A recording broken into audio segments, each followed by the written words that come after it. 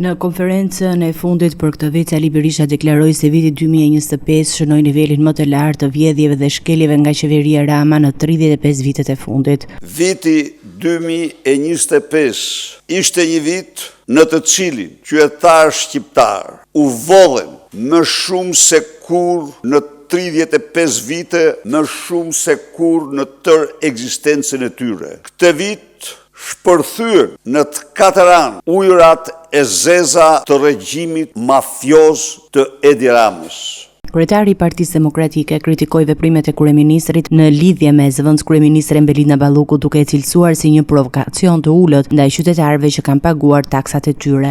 Në një vendim antikushtetues, antiligjor, në një provokacion të ulët për çdo shqiptar që ka paguar taksat e tij dhe janë vjedhur nga Lubi Balluku dhe Edi Rama, një provokacion të pandëgjuar ndonjëherë, bllokoi kërkesat e prokurorisë me gjykatës të padenj për të cilët shkelmojnë kushtetutën një lloj sikur të ishte një organizatë partie e Partisë Socialiste, e Partisë Krimit. Një pjesë e rëndësishme e akuzave lidhet me përdorimin e Agjencisë Kombëtare të Shërbimeve dhe Informacionit, AKSHI. Afera e AKSHit është afera më multidimensionale që ka shpërthyer ndonjëherë. Te kryebanditi Ergjys Agasi, koordinatori privat i Edi Ramës, faleshi, ministra janë të regjistruar, zyrtarët më të lartë të shtetit, disa gjykatës, disa skapistë. Berisha tha se përmes saj, Rama ka përvetësuar shuma të mëdha parash dhe ka ushtruar ndikim të palishëm mbi institucionet, duke përfshirë dhe kadastrën e vendit. Edi Rama,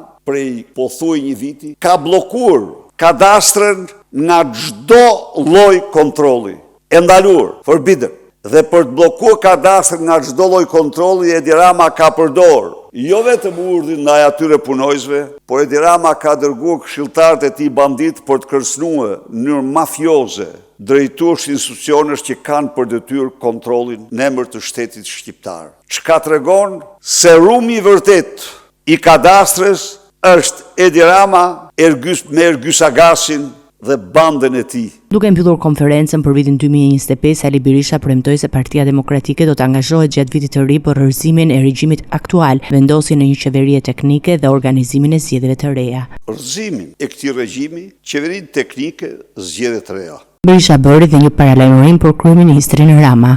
Dhe unë i them Edi Ramës, prite zemrimin popullor të garantoj se shumë shpejt do të bjeri mbi ty.